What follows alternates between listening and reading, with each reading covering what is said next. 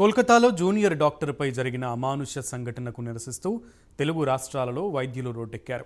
బాధ్యులను కఠినంగా శిక్షించాలని కోరుతూ ఓపీ విధులను బహిష్కరించి నిరసన తెలిపారు. ఇండియన్ మెడికల్ అసోసియేషన్ పిలుపు మేరకు తెలంగాణ, ఏపీలో అంతటా ఓపీ సేవలను వైద్యులు బహిష్కరించారు. ప్రైవేటు ప్రభుత్వ ఆసుపత్రిలో ఓపీ సేవలు నిలిచిపోయాయి. అత్యవసర కేసులు తప్ప అన్ని సేవలు బంద్ చేశారు.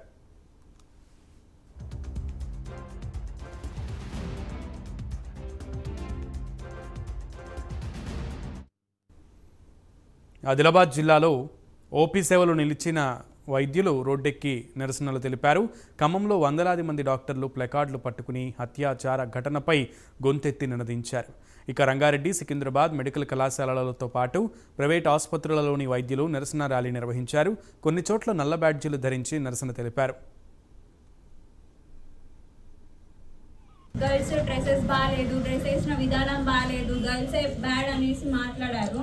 మరి ఈసారి ఒక డాక్టర్ వైట్ కోట్ మీద ఉంది, మరి వాళ్ళకి ఎలా చేయాలని అనిపించింది. పోయినసారి ఇలా చెప్పేసి కేసుని తప్పుతో వాళ్ళకి తీసుకెళ్ళిండ్రు. మరి ఈసారి అయితే జరిగింది నిజమే కదా, చూసారు కదా అందరూ. మరి మాకు జస్టిస్ కావాలి కదా. మరి ఇంకొక కొత్త రూల్ తీసుకొచ్చిండ్రు. గర్ల్స్ అనే వాళ్ళు నైట్ బయటికి రావద్దు, నైట్ రోడ్స్ మీదకి రావద్దు అనేసి రూల్ వచ్చింది. మరి నైట్ డ్యూటీస్ ఉన్న వాళ్ళు ఏం చేయాలి? నైట్ బయట వరకు ఉన్న వాళ్ళు ఏం చేయాలి? ఇంట్లో ఉండాలా? చెప్పండి. మాకు జస్టిస్ కావాలి కంపల్సరీ, మాకు జస్టిస్ కంపల్సరీ కావాలి. లేదంటే మేము ఏం చేస్తాం మాకే తెలియదు. మాకు జస్టిస్ కావాలి. గర్ల్స్ నైట్ బయటికి వెళ్ళొద్దు, గర్ల్స్ డ్రెస్సెస్ సరిగా వేయొద్దు అంటే అదేంటి అర్థం? బాయ్స్ చూపులు బాగుంటే మేమేం చేస్తాం? ప్రతిసారి మాదే తప్పంటే మేము ఒప్పుకోము. మరి తప్పేం ఉండదు. సరే మేమంటే పోనీ, చిన్న పిల్ల 4 సంవత్సరాల పిల్ల, ఆమె డ్రెస్ తప్పేసిందా? ఒక గుర్తుంచుకోవాల్సిన విషయం కూడా మీరు అందరూ గుర్తుపెట్టుకోవాలి. వాళ్ళు పేపర్ మీద దేవుడిని పూజించక్కర్లేదు, డాక్టర్ని కూడా మీతో పాటు సమానంగా చూస్తే చాలనే లెవెల్కి కూడా మేము వచ్చేసాం. ఇవాళ ఆ అమ్మాయి ఏం కేసులు తప్పుడు అనేక లక్షలు ఖర్చు పెట్టి ఇవాళ ఒక పీజీ విద్యను అభ్యసించాలంటే కనీసం సమయం 10-15 ఏళ్లు తీసుకుని మరి అనేక లక్షలు ఖర్చు పెట్టి పీజీ చదివి ఆమె కరెక్ట్ గా రేపు 1 లక్ష మందికో 2 లక్షల మందికో వైద్యాన్ని అందుబోయించే సమయంలో మరి ఆమెని నిష్కారణంగా చంపడమే కాకుండా ఎవిడెన్స్ కూడా లేకుండా తయారు చేయడం అనేది, దాని వెనుకున్నటువంటి పోలీసు వ్యవస్థ కావచ్చు, రాజకీయ వ్యవస్థ కావచ్చు, ఇంకా ఎవరైనా ప్రముఖులైనా కావచ్చు, అందరినీ కూడా ఖండించాల్సిన అవసరం కూడా మనందరి మీద ఉంది. ఇవాళ దేశం మొత్తం కూడా దేశం వరకే ఆగకూడదు. ఇది ప్రతి చోట మనకు ఉన్నటువంటి, నేను నిన్నటి నుంచి కూడా ప్రతి గ్రూప్ లో కూడా పోస్ట్ చేస్తున్నా ఇవాళ.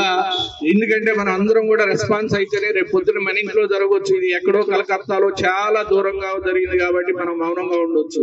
కోల్కతాలో జరిగిన వైద్య విద్యార్థి వైద్యార్థిపై అమానుషమైన అత్యాచారం ఏదో జరిగిందో దానికి నిరసనగా దేశవ్యాప్తంగా భారతదేశం మొత్తం లోపల కాశ్మీర్ నుంచి కన్యాకుమారి వరకు Indian medical association, all association, doctors association సంబంధించిన వాళ్ళందరూ భారతదేశం మొత్తం మీద ఓపీ క్లినిక్స్ అని, ఎమర్జెన్సీ కానీ ఓపీ క్లినిక్ అన్ని బంద్ చేయడం జరిగింది. ఎందుకంటే ఈరోజు చూస్తున్నాం డాక్టర్ల మీద అత్యాచారం. అంటే ఇంతకుముందు దాడిలో జరిగేది, కానీ ఇప్పుడు అత్యాచారం చేసేసి చంపేస్తున్నారు. అంటే దేవుళ్ళు అంటారు, దేవుళ్ళ మీదనే అత్యాచారం జరుగుతుంది. ఇది ఎక్కడ సంస్కృతం? ప్రపంచం మొత్తం భారతదేశం వైపు చూస్తుంటే భారతదేశంలో ఇటువంటి దారుణాలు జరుగుతున్నాయి. ఈరోజు చూస్తున్నాం భారతదేశంలో మొత్తం మీద అన్ని ఓపీ క్లినిక్స్ అనేవి బంద్ అయినాయి. ఎందుకు అంటే ఎవరైతే దేవుళ్ళని అనుకుంటారో ఆ దేవుళ్ళ మీద రేపులు జరుగుతున్నాయి. ఇక ఏపీలోని గుంటూరు ఐఎంసీ పిలుపు మేరకు డాక్టర్లు నిరసన తెలిపారు. ఈ మేరకు భారీ ర్యాలీ చేపట్టారు. అలాగే విజయనగరంలో వైద్యులు రోడ్డెక్కి ధర్నా చేపట్టారు. అత్యవసర సేవలను మినహాయింపు మిగిలిన అన్ని వైద్య సేవలను నిలిపివేశారు. అల్లూరి జిల్లా చింతూరులో 24 గంటల పాటు వైద్య సేవలను నిలిపివేశారు. చింతూరు ఆసుపత్రి నుంచి రాజీవ్ సెంటర్ వరకు ర్యాలీ చేపట్టారు.